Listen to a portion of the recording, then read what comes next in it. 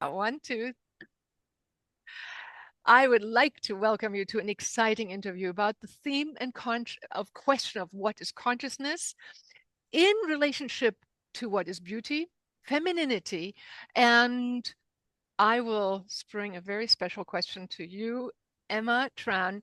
Thank you for being here from Vietnam, fresh out of a very extraordinary experience that you posted on Facebook about. Um, Experimenting with letting go of your attachments to your hair, entering the initiation of becoming a nun as one of the many experiences of being on your spiritual path. To you are a mindfulness coach, you are a psychological full-fledged normal coach, but also mindfulness coach and meditation teacher. That is how you and I met. You interviewed me at one time for a group. I think there were 600 Vietnamese people for which Yeah. we presented this workshop together. And it was about how to use negative emotions as a springboard to become more illuminated, which is what my children's book is about, and it is available in Vietnamese.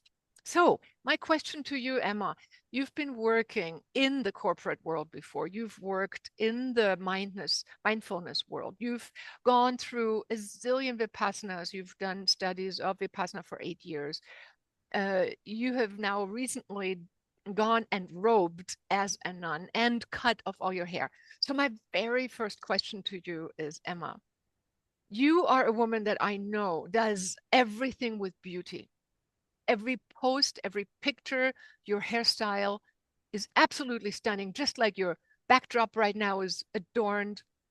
Tell me, tell me about the emotional experience of deciding, and what made you decide to cut off your hair and to disassociate from that which to most of us women is something incredibly valuable, which is our hair. Over to you, Emma. Mhm. What motivated you and why, and what did it do? What did it do to you to shave off that symbol of beauty? Yeah.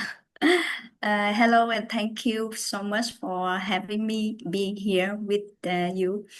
And so about the questions that why I decided to cut my hair. So I totally agree that for a woman, our hair is one of the symbol of our beauty, right? And I used to have a very beautiful hair. People told me all the time about that.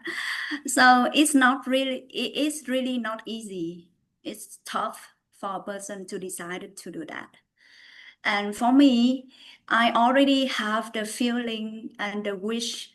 One of my bucket list is I want to trial the lifestyle of a nun or a monk in a monastery. I have that dream for many years ago already.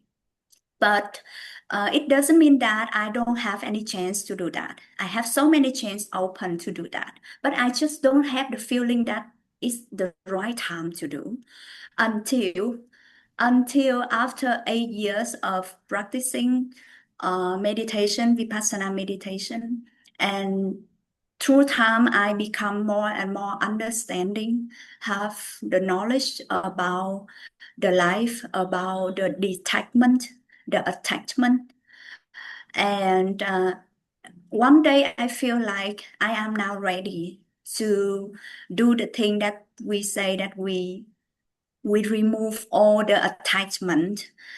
I already so for some people they already they can say goodbye with many things like their house or their money or their position, their lifestyle, but not easy to get rid of something that already attack on your body or yourself because it's some kind of our ego, right? So for me, I already quit my job. I already quit the job in working in corporate already. I already have another lifestyle of meditation and yoga and many things. But somehow you can see that I still try to show off my beauty to the world. It's somehow, right? I want people to look at me as a very beautiful woman, right? So and one day I realized that, oh, this is one of my ego. So we call it something very, very small, very sensitive. That's not always when we can see. Yeah, we attack with something very small. For example, some people can attack with even a beautiful glass or something like that. Yeah, or their pet like a cat or a dog, whatever. So I realized that if I can do the thing that I choose, I decided to cut my hair and wear the drop. So I know that if I can do that, so it means that I already learned, I already fully learning about the thing that detachment. So So one of you, my motivation that I want to be fully experience the detachment.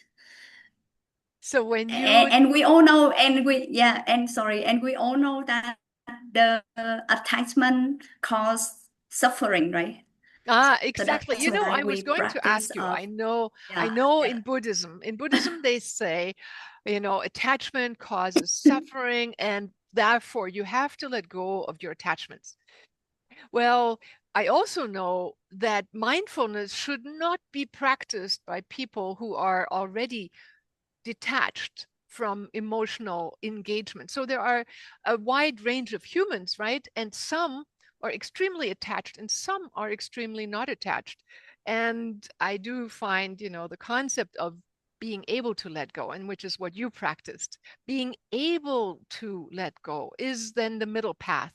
It's not that we go to heaven by cutting our hair. I mean, really, it's not going to change much. But tell us, what was your emotional Yeah, experience? Yeah. okay. Yes, you tried that. We are able to let go of something on the surface, like material things. But do we really let go of our emotional attachment, our energy attachment? So for my experience so far, there are many level of letting go. So many level of attachment and detachment. So the first level is something on the surface. The second level is coming to your emotional. The next level is coming to your energy. And maybe the final thing is coming to your spiritual, your consciousness body. Sorry, your consciousness. So for the thing that I have done, the experience of letting go of my hair and my lifestyle is I initially I think that I can do it very easily. And initially I see that it's very easy for me to decide to do that. But when I decided to do that already, I see at that time I'm I'm about to see something happen inside my mind and my emotional. And So tell I can see us. that, okay, I already decided to to cut my hair, to let go of our beautiful clothes and wear just the Oh, orange drop. But then I'm thinking about what gonna happen after that. What gonna happen if I already cut my hair, my beautiful hair? What people will look at me like? So I'm worried and I'm thinking too much about my hair after being cut, you know, after being cut. So even it happens before I actually have my hair cut. It happened before. So at that time I realized that, oh my God, I have too much attached to my hair. I'm worrying too much. And so I can say that, okay, so that's my ego. I attach to my hair and I think my hair is me. But actually, my hair is just my hair. It's not me. But mhm. I already synchronized and I think that, oh, this is me. And if Emma without that hair, so it's me not Emma anymore. How people gonna look at me? So at that moment, I realized and I decided, okay, letting go, just letting go that thinking. and don't think about anything. Don't get preparing about anything after that. Just go for it and let's see. And actually, after I already got my hair cut and I spent 2 weeks, 2 weeks at the monastery, I changed my mind and my emotional statements as well. So at that moment, I already realized that only when you can let go of your attachment to your body, to the forms. You think the forms is something outside of your body, the material things. So just just as much as you letting go of your attachment to the forms, to your forms. So at that time you on the way on the way you on the path to become more enlightened, become more happy, become more peaceful in mind. So after 2 weeks there, I came back with life and I decided I don't need to use the wigs or even the head to cover my hair anymore. I don't need all things.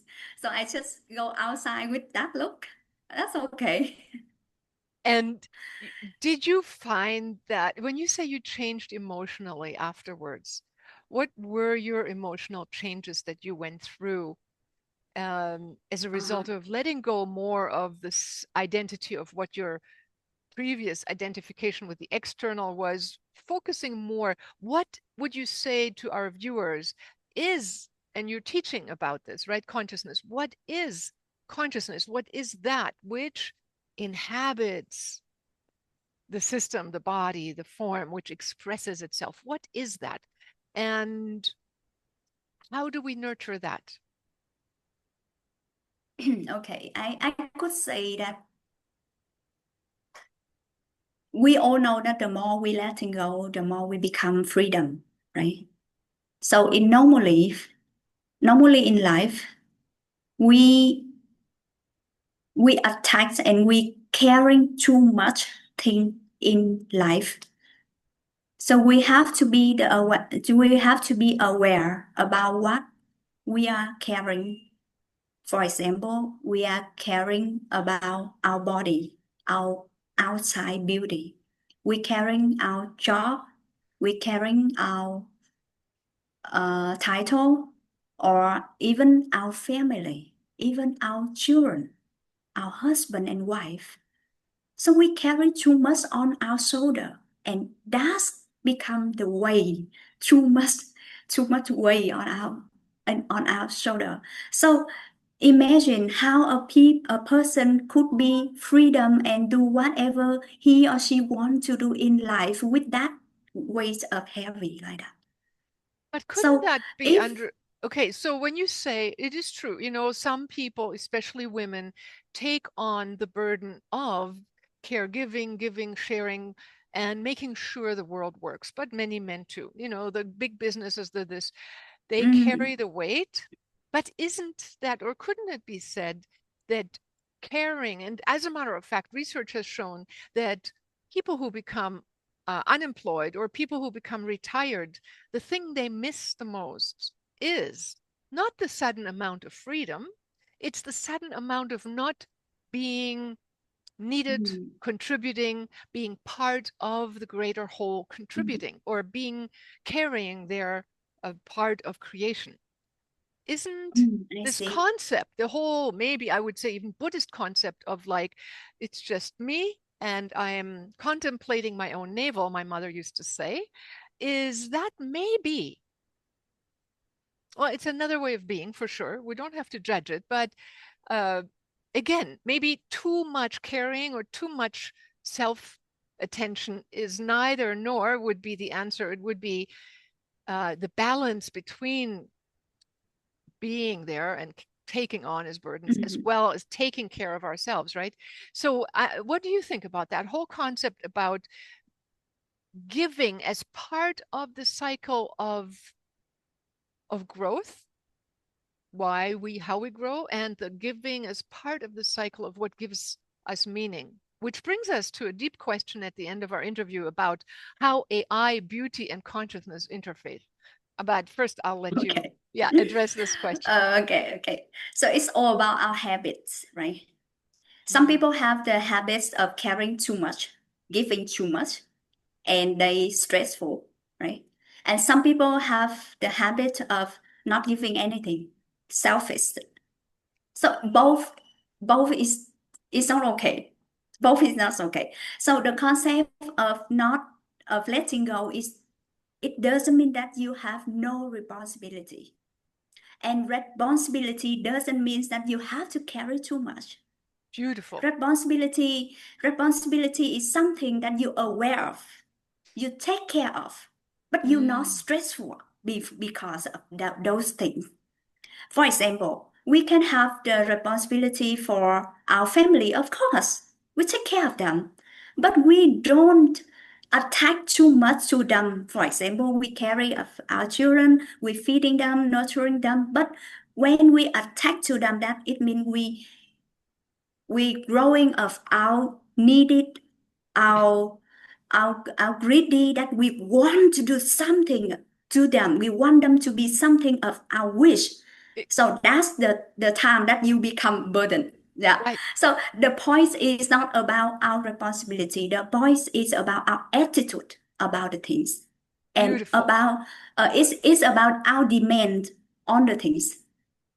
Yeah. Absolutely And beautiful. I would say, I love your concept of sharing, gaining meaning from something, be it the outer beauty, gaining from the responsibility. Look how much I suffer, how much I give, or using a child to be the expression of our alter ego. Yeah, many women do that. Yeah, yeah.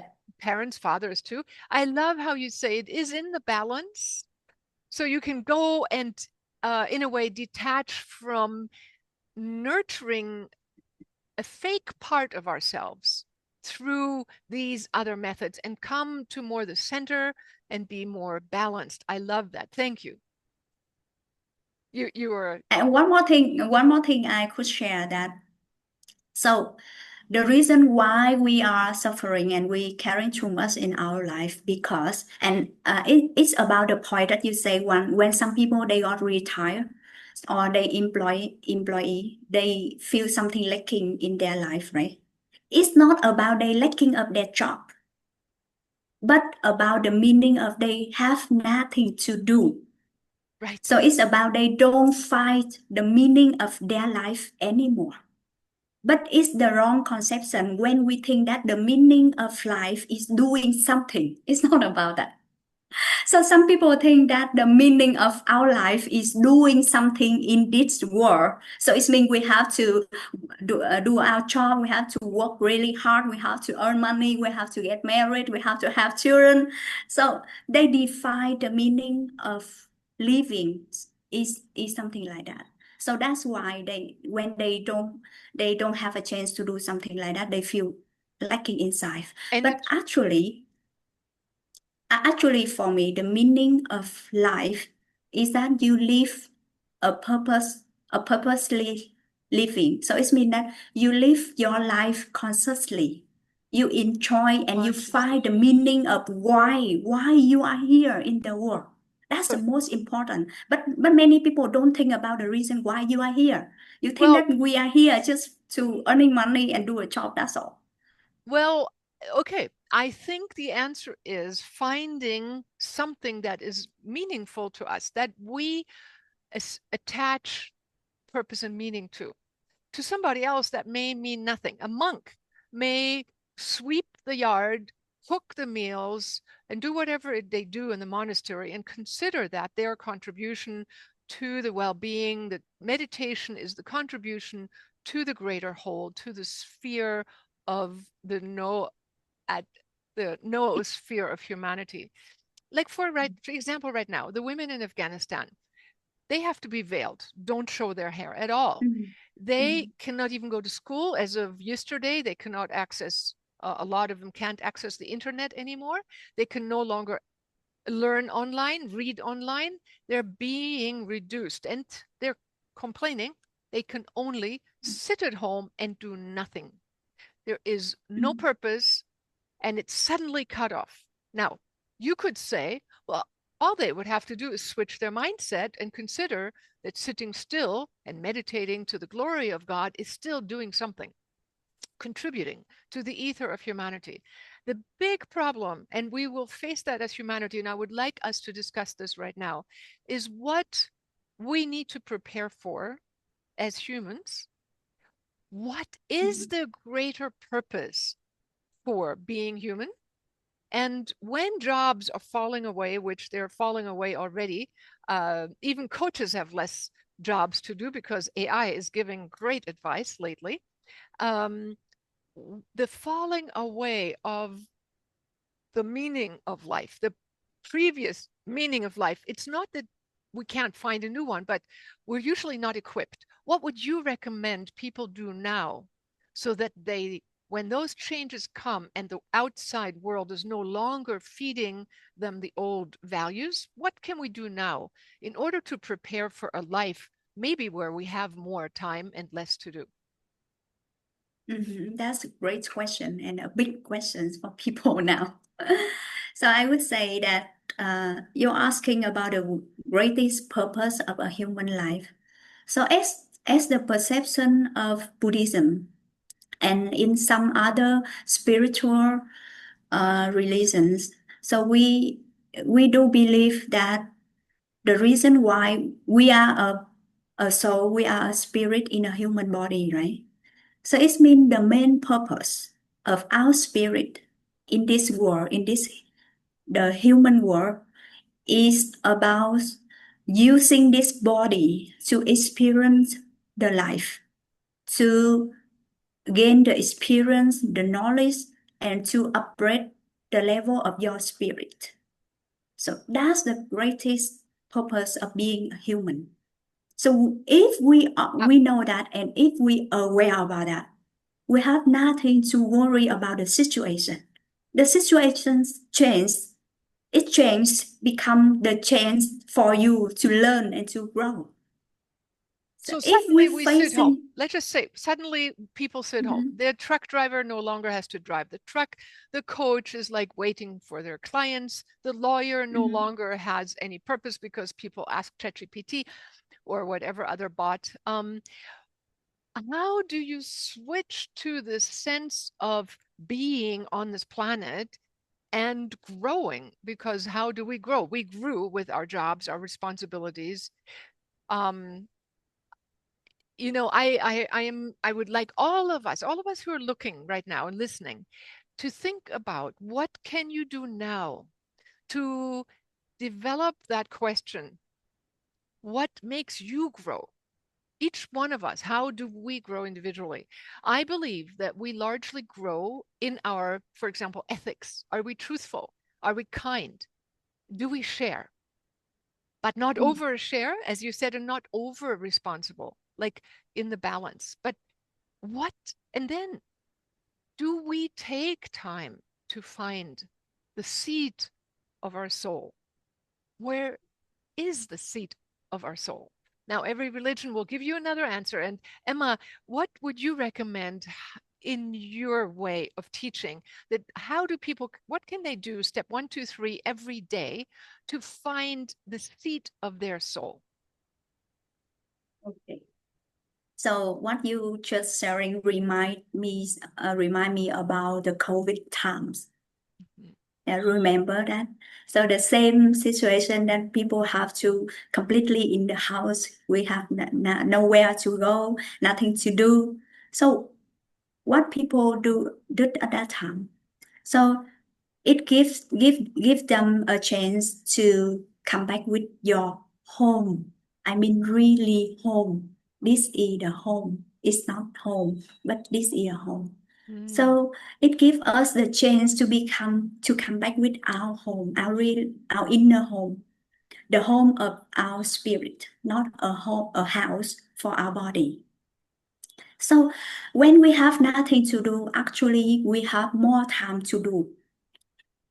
I mean, we have more time to listen, mhm. So, to listen and to come back and listen and watching what inside of ourselves. So we listen our inner voice. We watch our behavior happen and happen again, the same routine, but with different state of awareness. Mhm. So it gives us a lot of time to do that. But when we have so many things to do outside, we are too much busy to do that. So we forget about ourselves and our soul. So for the people who now have to stay at home or have nothing to do, actually you have a very great chance to come back with yourself, to take care of yourself, not only about your body, but about your soul. You can asking yourself that how long that I did not ask myself that what I want to do the most, what I really love to do, what am I, who am I? So start asking yourself that the reason why I wake up this morning, what I want to contribute to the world without doing nothing. Which way I can do that? Do I already understand about myself? Because if I don't have understand about myself, I cannot understand people. So why we are not happy? We have an unhappily life because we don't understand each other. So the way to understand each other, we have to understand ourselves. So being silent or being doing nothing, it means that you have to do a lot of things about yourself. So Inwardly. some people can practicing meditation. It's okay. In any form of meditation, it's okay. It's just maybe you sit in silence and you watching what happened inside of your mind. You will see there's a lot of voice and noise inside of your mind. So you can write down. You can write down all your thinking, all your inner voice. Just write down. Write down, write down. Don't think anything about it. Just write down. Even it's maybe jump from this thought to another thought. It doesn't matter. Just write it down.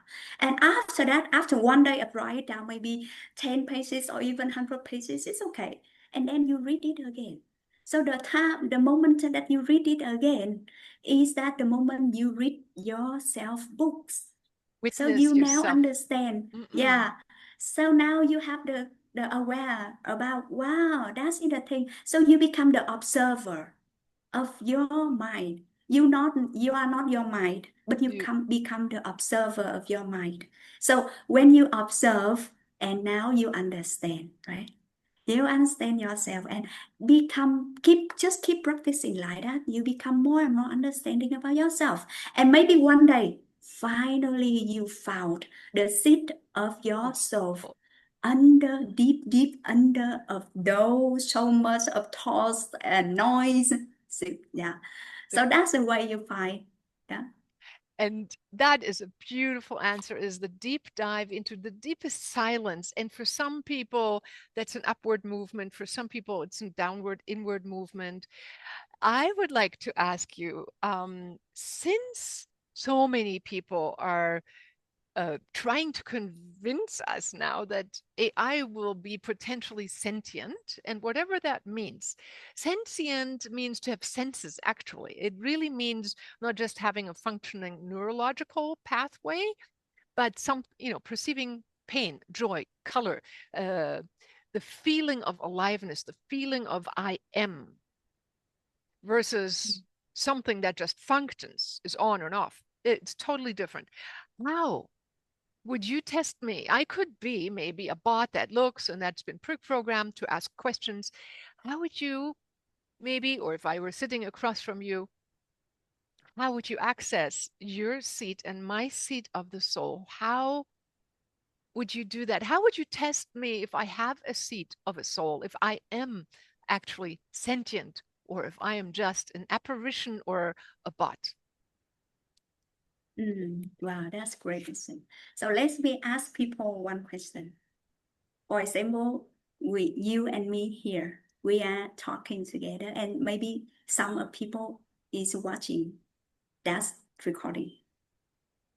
So you just observe your feeling of just talking via the Zoom like this, and imagine that how you gonna feel if we are sitting together side to side. It's totally different, right? So the same when we see two beautiful women talking something like we feel, oh wow, wow, that's so happy. But if you are here, you are one of us. We are talking to each other, totally different. So what I'm trying to say is about the feeling, the real feeling. Is that something that AI could not give to anyone? This Maybe is they are very smart. They can do anything. Even they can coach. They can teach.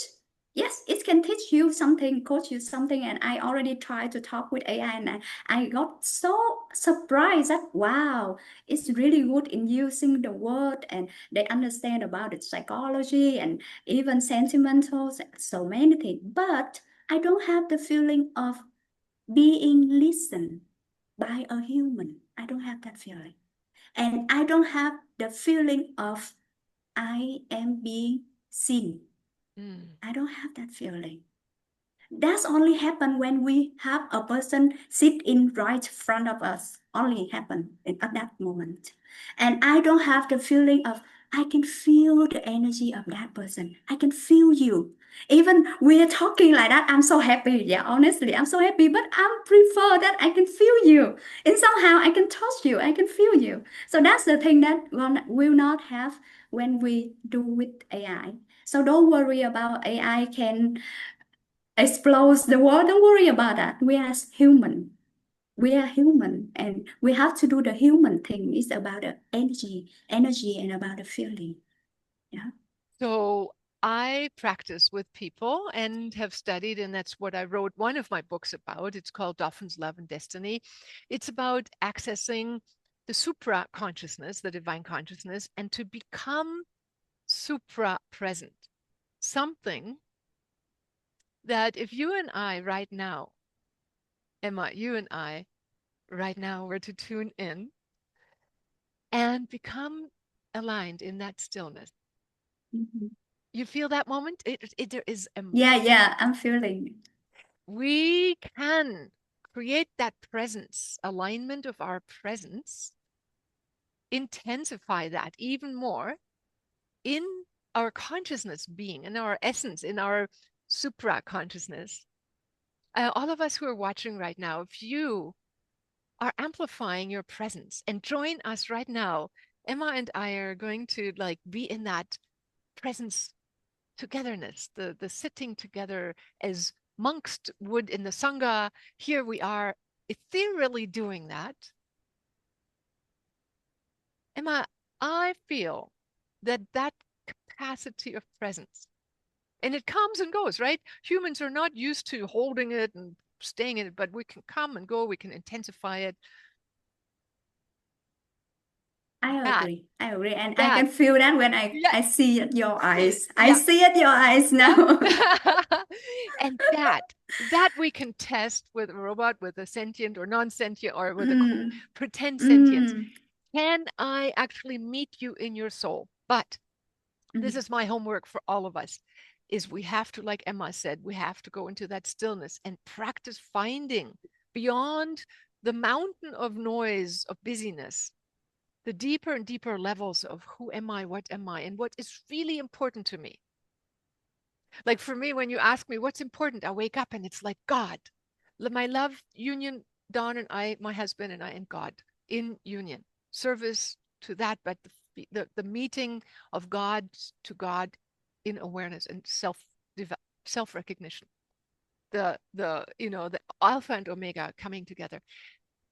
Here we are, and I love how this you know you disrobed now, you went back into life, you are letting your hair grow, but you've learned to pay more attention to what is really you and what really energizes your connection with other people. Did you feel that you are now approaching the connections or what you do with more presence, maybe? Yeah, sure. Absolutely. Absolutely. Tell me about that. How do you do something with more presence? How can we all do that? Mm. So I I will give you a very small practicing that you can pick up one action in your daily life. For example, drinking water. Yeah. Wait, for example, drinking water or uh, open your cover of your laptop to start working. So just pick up one small action in your daily life and start practicing from that point.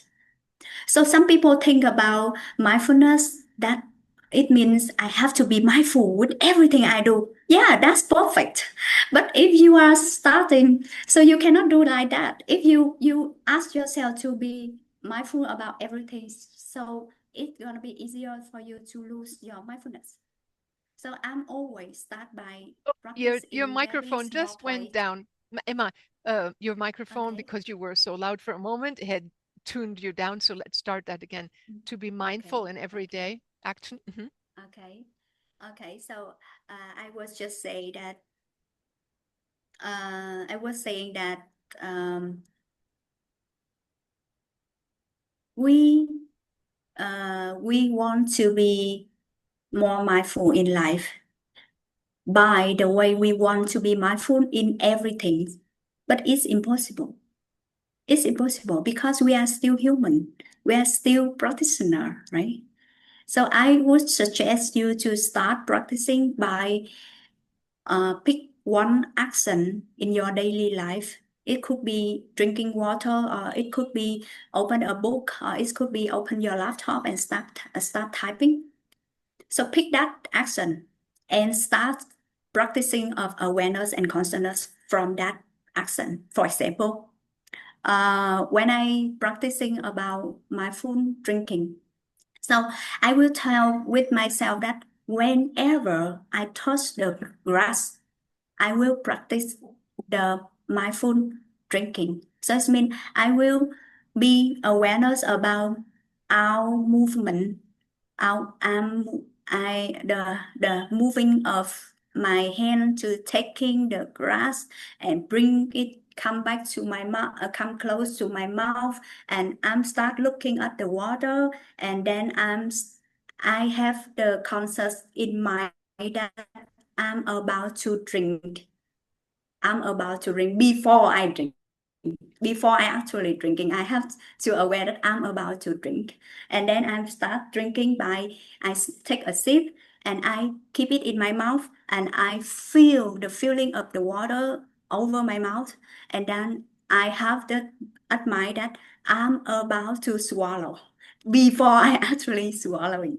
So so just keep practicing something very small like that until keep again every day, every moment until you really master of this mindfulness. So it means you very easily to adapt to another action in your life. So don't start by being aware about everything, just aware about one thing, but master of that one thing so you can do with everything. So that's my suggestion. Beautiful, beautiful. I love that. It makes it also easier. Instead of thinking I have to master everything, where do I start? It's like pick one thing, drinking or eating quietly and feeling it, tasting it, being present, and then noticing who and what is noticing. Beautiful. Thank you, Emma. I really, really, really, one second, when you have both of us on here, I want to thank you very much for sharing your insight and making us aware of how attached we are to our external world, our beauty, how we are.